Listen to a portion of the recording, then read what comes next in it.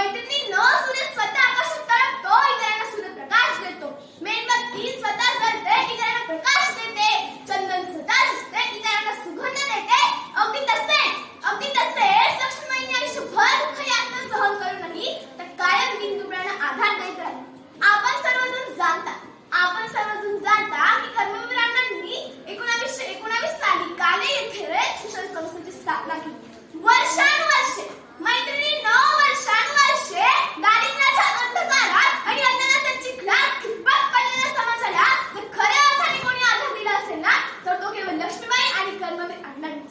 तात्कालीन समाज जातीयता, अस्पृश्यता, अनिष्ट रूढी परंपरांनी ग्रासलेला होता आणि या समाजाला कल्याणाचा मार्ग दाखवण्यासाठी कर्मवीर अण्णा आणि लक्ष्मीबाईंनी यांनी स्वतः खडतर मार्ग निवडला. प्रत्येक यशस्वी पुरुषामागे एक स्त्रीचा हात असतो आणि कर्मवीर अण्णांच्या पाठीमागे होत्या तर तेजस्वी ताऱ्याप्रमाणे चमकणाऱ्या लक्ष्मीबाई. आदर्श पत्नी कशी असावी याचे मूर्तिमंत उदाहरण म्हणून लक्ष्मीबाईंकडे बघितले जाते. जशी कर्मवीरांची रयत शिक्षण संस्था ही कर्मवीरांच्या कर्तृत्वाने महान बनली, कर्मवीरांची रयत शिक्षण संस्था कर्मवीरांच्या कर्तृत्वाने महान बनली, त्याच रयत शिक्षण संस्थेच्या महानतेला लक्ष्मीबाईंच्या त्यागी जीवन तितकेच महत्त्वाचे आहे. लक्ष्मीबाईंच्या साथीमुळेच कर्मवीरांना रयत शिक्षण संस्थेची स्थापना करू शकली. प्रत्येकाच्या आयुष्यामध्ये मैत्रिणींनो, प्रत्येकाच्या आयुष्यामध्ये एक कसोटीचा क्षण येतो. अगदी तसा क्षण कर्मवीरांच्या आयुष्यातही आला. म्हणजे एकदा घरी पाहुणे आले. सर्व पाहुणे मंडळी जेवायला बसली. सोबतच भाऊराव पाटील आणि बायगोंडा पाटील देखील होते. जेवण चालू असताना पाहुण्यांनी भाऊरावांना प्रश्न विचारला, भाऊराव तुम्ही काय काम करता? तर बायगोंडा पाटील म्हणजेच भाऊरावांचे वडील म्हणाले, काही नाही, 2 वेळेचं खातो अन गावभर हिंडतो. हे शब्द ताटात जेवण वाढत असलेल्या लक्ष्मीबाईंच्या कानावर पडताच त्यांच्या डोळ्यातून खळखळ अश्रू व्हायला लागले. त्यातलेच 2 अश्रू भाऊरावांच्या ताटात पडले. आपल्या पत्नीसमोर झालेला अपमान त्यांना सहन झाला नाही. तेथे ताटावरनं उठले सातारा. लक्ष्मीबाईंच्या अश्रूमुळे भाऊरावांचा स्वाभिमान जागा झाला. जेव्हा एका स्त्रीच्या डोळ्यात अश्रू आले ना, तेव्हा इतिहास घडला. मैत्रिणींनो, जेव्हा एका स्त्रीच्या डोळ्यात अश्रू आले ना, तेव्हा इतिहास घडला. म्हणजे द्रौपदीच्या अश्रूंनी महाभारत घडले, सीतेच्या अश्रूंनी रामायण घडले. द्रौपदीच्या अश्रूंनी महाभारत घडले, सीतेच्या अश्रूंनी रामायण घडले आणि रयत माऊलीच्या अश्रूंनी रयत शिक्षण संस्था घडली. कर्मवीरांनी स्थापन केलेल्या वसतिगृहामध्ये 18 पगड जाती धर्म पंथांची मुले शिक्षण घेत होती आणि लक्ष्मीबाई त्यांच्यामध्ये इतक्या रमून जात की त्यांना जाती धर्माचं पांघरून कधी गळून कळलंच. एकदा वसतिगृहाला भेट देण्यासाठी काही पाहुणे मंडळी आली. त्याने सहज करते लक्ष्मीबाईंना प्रश्न विचारला, लक्ष्मीबाई तुम्हाला मुलं किती? तर हे ऐकल्यावर वसतिगृहात खेळत असलेल्या मुलाकडे बोट टाकून त्या म्हणाल्या, ही सगळी माझीच मुले आहे. किती तुम्हाला मोठेपणा, स्वतःचा तो बाबरावर दुसऱ्याचे ते काढते अशी स्वार्थी भावना असलेल्या समाजाला एक फार मोठी चित्रात आहे. म्हणून मला म्हणावेसे वाटते, कर्ण लाजुनी विचारी माझी माऊली बघून, अरे आभाळा एवढे हिला कुणी दिले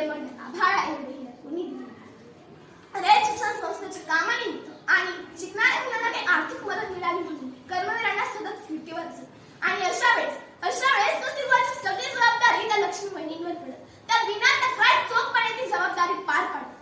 आणि तुम्हाला सर्वांना माहितच आहे की जेव्हा लक्ष्मीबाई आणि भाऊराव पाटील यांचा विवाह झाला तेव्हा त्यांना 102 तोळे सोने माहेरून भेट म्हणून पाठवण्यात आले.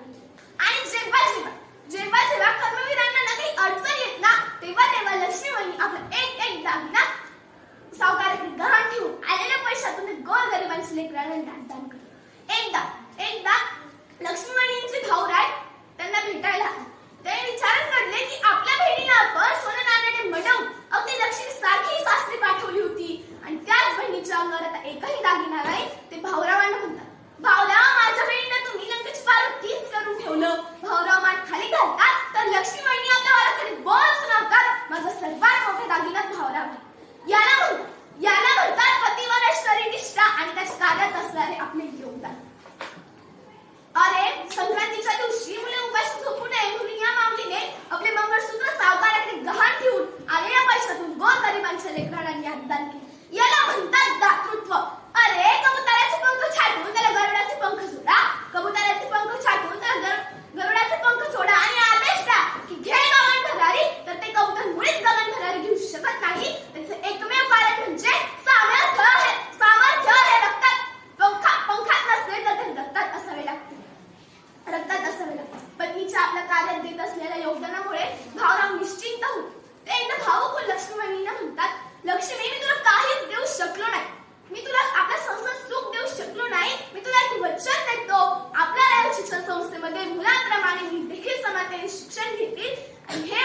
भावरावांनी शेवटपर्यंत पाहिलं. आजही आपल्याला रयत शिक्षण संस्थेच्या कोणत्याही शाखेमध्ये मुलांबरोबर मुली तितकेच समानतेने शिक्षण घेताना दिसतात. लक्ष्मीबाईंनी भावरांनी उभा केलेला नशिबाचा डोलारा सांभाळता त्यांनी आपल्या आरोग्याकडे दुर्लक्ष केले. ते आजारी पडले, आजार बळावला. डॉक्टरांचं औषध उपचाराला त्यांचे शरीर साथ देत नव्हते. आपण जगूच शकणार नाही जणू याची कल्पना त्यांना आधीच आली होती. त्या भावराव त्यांचे डोके मांडीवर घेऊन त्यांना धीर देत होते. त्या क्षीणापासून भावरावांना म्हणतात, उद्या पाडव्याचं सण, जरी माझ्या जीवाचे काही बरे वाईट झाले तरी तुम्ही वसतिगृहातील लेकरांना गोडधोडाचं जेवण करून खाऊ घाला. मला वचन द्या, माझ्या पाठीवर ही सगळी लेकरे खांदा देतील. अण्णांच्या डोळ्यात पाणी आले. वसतिगृहातील लेकरांना लक्ष्मीबाईंची अवस्था समजताच ते देवाकडे प्रार्थना करू लागले की आमच्या आईला आमच्यापासून हिराव घेऊ नकोस. पण तो देवही निष्ठूर झाला होता आणि ती मावळी काळाच्या पडद्यात आली.